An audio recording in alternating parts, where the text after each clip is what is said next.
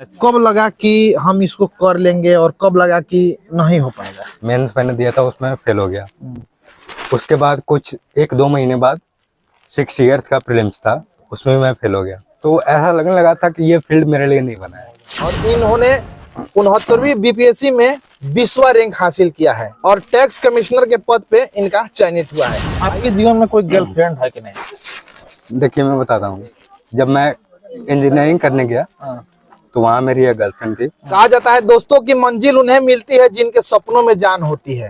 पंखों से कुछ नहीं होता, हौसलों से उड़ान होती है। उसका जीता जागता सबूत हमारे साथ पप्पू कुमार यादव जी बैठे हैं और इन्होंने 69वीं बीपीएससी में 20वां रैंक हासिल किया है और टैक्स कमिश्नर के पद पे इनका चयनित हुआ है। आइए इनसे बात करते हैं। जो लोग पढ़ रहे हैं यानी कि पढ़ाई कर रहे हैं, ये वीडियो जरूर देखिएगा, उनके लिए बहुत ही फायदा पहुंचाने वाला वीडियो है। सबसे पहले हमारे चैनल में आपका स्वागत है। बहुत बहुत शुक्रिया। और सर सबसे पहले आपको बहुत बहुत बधाई। धन्यवाद। सबसे पहले सर सवाल ये रहेगा कि आपने जो शुरुआती पढ़ाई होता है, सबसे पहले 10th से हम शुरुआत करते हैं कि आपने 10th कहाँ से शुरू किया? बिहार बोर्ड था कि सीबीएसई बोर्ड था? देखिए मैंने 12th तक की पढ़ाई गांव से किया है। अच्छा। और बिहार बोर्ड से किया है। गांव से मतलब जो जहाँ हम रहते हैं ना, जो लोकल एरिया वहाँ का हाई स्कूल है, वहीं से हम किए इंटर। उसके बाद 1 साल जाके पटना में टारगेट किए। उसके बाद मेरा NIT में एडमिशन हुआ उत्तराखंड में। तो वहाँ से 2018 में बीटेक किए, वहाँ से गोल्ड मेडलिस्ट थे। तो फिर प्लेसमेंट भी हुआ था 2 कंपनी में। तो प्लेसमेंट उसके बाद जैसे उज्जवल जो है रैंक 1, तो वो भी मुझे वहीं साथ में ही थे, 2014 से साथ में हम लोग। अच्छा। तो हम लोग दोनों डिसाइड किए कि चलो यूपीएससी की तैयारी करते हैं। तो फिर 2018 में दिल्ली गए। मतलब बीटेक करने के बाद आपने यूपीएससी की तैयारी शुरू की? जी। बहुत सारे लोग इंजीनियरिंग करने के बाद मतलब उस फील्ड में लग जाते हैं, लेकिन आपने यूपीएससी तैयारी करने का मन बनाया। तो आप दिल्ली रहे, कितने साल दिल्ली रहे?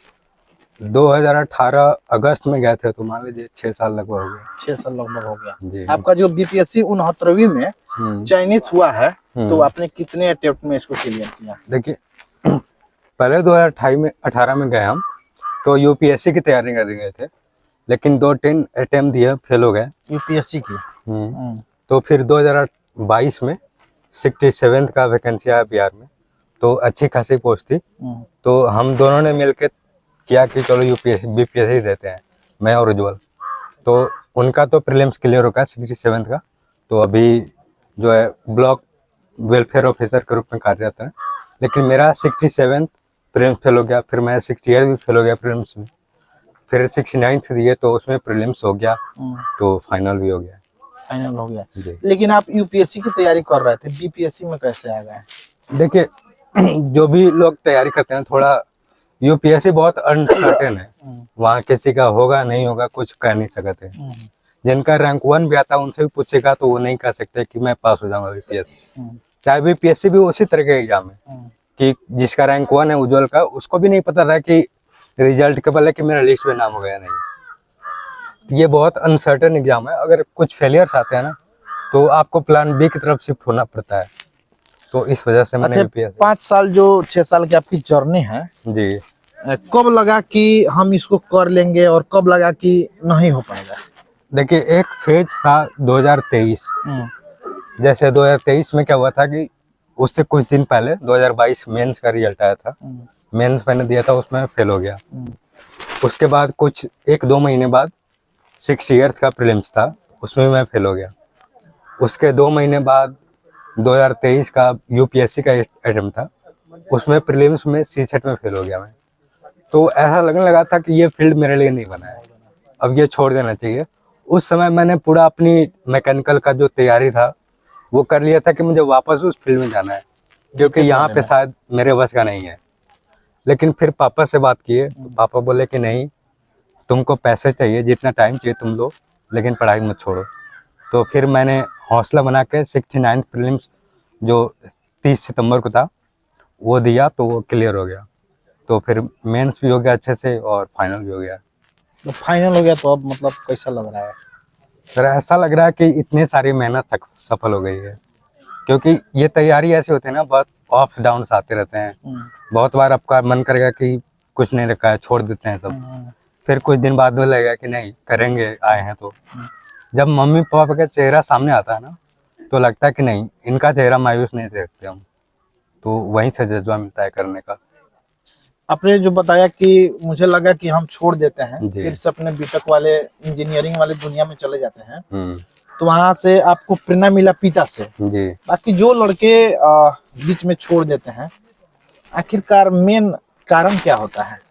देखिए, मेन कई कारण होते हैं। एक तो फाइनेंशियल प्रॉब्लम है, बहुत पेरेंट्स जो होता है वो सपोर्ट नहीं कर पाते हैं, और दूसरा चीज है समाज का प्रेशर। समाज बोलने लगता है कि इतने साल में नहीं हो रहा है, कोई छोटा मोटा जॉब करवा दीजिए, तो पापा लोग भी प्रेशर डालने लगते हैं कि बेटा यूपीएससी बीपीएससी बोल जा, कोनो छोटे जॉब कर लो। तो मेरे पापा कभी इस इन्फ्लुएंस पे नहीं आए कि उनको था कि बेटा का जो सपना है वही करेगा, चाहे हम मजदूरी करके या अपना शरीर का खून बेच के पढ़ाए, लेकिन हम पढ़ाएंगे। तो इसलिए तो आपने दिल्ली में ही तैयारी किया, जी। और दिल्ली में जब तैयारी किए तो ऑनलाइन किए थे कि ऑफलाइन किए थे? देखिए, मैं वहाँ पे गया तो मेरा हिंदी साहित्य ऑप्शनल है, तो मैंने हिंदी साहित्य विकास दिव्यकृति सर से किया ऑनलाइन। उसके बाद ऐसे का लेक्चर था, तो ऐसे भी मैंने विकास सर से पढ़ा है। एथिक्स भी मैं, हाँ दृष्टि वाले, उनका ऑनलाइन आता है ना कोर्स, एथिक्स भी आता है, तो एथिक्स मैंने ये तीनों चीज वहाँ से किया।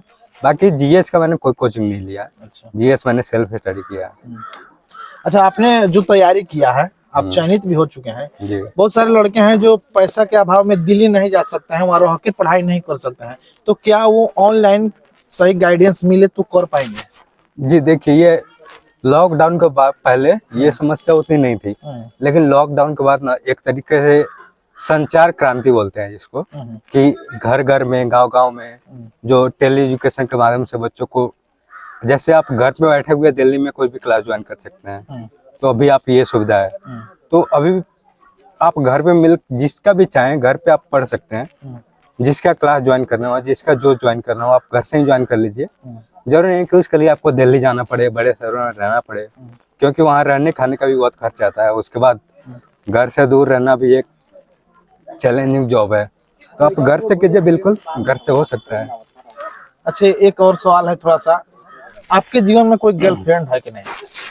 देखिए, मैं बताता हूँ, जब मैं इंजीनियरिंग करने गया तो वहाँ मेरी एक गर्लफ्रेंड थी, लेकिन फिर जब थोड़ा बात आगे बढ़ी तो उनके पापा का कॉल आया कि देखो बेटा, हम अपनी बेटी को बिहार नहीं भेजेंगे, तो आप कुछ मत सोचो। तो फिर वहाँ से हार्ट ब्रेक हो गया। मैंने इस सवाल को इसलिए किया है कि बहुत सारे लड़के जाते हैं पढ़ाई करने कि हमको कुछ बनना है, लेकिन वो लड़की के चक्कर में ड्रॉप कर जाते हैं, दुनिया को छोड़ चले जाते हैं, इसलिए हमने आपसे ये पूछा। देखिए, कोई भी टॉपर होता है वो इंसान होता है, उसका भी कभी ना कभी दिल भटकता है, मन भटकता है, लेकिन मेन है कि आप अपने मार्ग से भटके नहीं।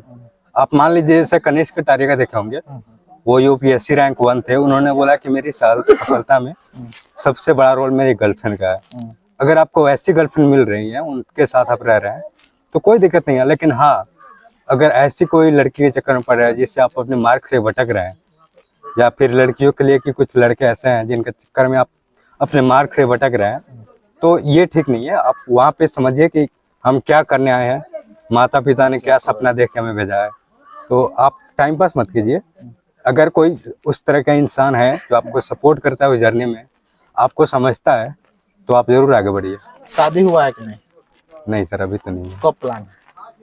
सर अभी तो यूपीएससी देना है पहले, अच्छा, उसके बाद देखते हैं। चलिए आखिरी सवाल, जो वीडियो देख रहे हैं, जी। नए यूथ है, तैयारी कर रहे हैं, हाँ। या जो करने वाले हैं, उनके लिए एक बड़ी संदेश। देखिए, सफलता थोड़ा आपको संघर्ष मांगता है, थोड़ा सा पेशेंस मांगता है, लेकिन आप पेशेंस बना के रहिए, लगातार मेहनत करते रहिए। तो जैसे आज हम भी गांव से पढ़कर सफल हुए हैं, तो आप भी सफल हो सकते हैं। और आपका जो भी लक्ष्य है, चाहे आप दुर्गा की तैयारी कर रहे हैं, यूपीएससी बीपीएससी कर रहे हैं, या फिर किसी और गवर्नमेंट जॉब की तैयारी कर रहे हैं, थोड़ा सा पेशेंस रखिए। मम्मी पापा को भी बोलेंगे कि उनको समझिए, थोड़ा बेटे को टाइम दीजिए, और अपना जो भी टाइम है आप बर्बाद मत कीजिए, पढ़ाई में लगाइए। और मेरा भरोसा है कि अगर आप पूरी मेहनत लगन से लगे रहे, तो आज नहीं तो कल आपका रिजल्ट होना है, जरूर होना है। चलिए, अभी हमारे साथ 69वीं बीपीएससी में चयनित 20वां रैंक पप्पू कुमार यादव जी का था आया है, और इनसे इंटरव्यू लिए। आपने हमारा अगर वीडियो पूरा देखा होगा तो बस हमने पढ़ाई पे ही बात किया कि कहाँ से पढ़े। बहुत सारे लड़कों के दिमाग में रहता है कि उस सीबीएसई वाले हैं, हम बिहार बोर्ड वाले हैं, तो हमसे नहीं हो पाएगा। तो ऐसा कोई बात नहीं है सर। बिहार बोर्ड से मैट्रिक किए हैं और +2 किए हैं, उसके बाद बीटेक किए। उसके बाद इन्होंने मन बनाया कि हम बीपीएससी करेंगे, और बहुत सारा अड़चन भी आया, लेकिन इन्होंने मन बनाया था कि करना है तो करना है, और आज फाइनल इनका सिलेक्शन हो चुका है। वीडियो कैसा लगा कमेंट बॉक्स में राय जरूर डालिएगा सर के लिए, और बधाई जरूर लिखिएगा। फिर मिलते हैं अगले वीडियो में। जय हिंद।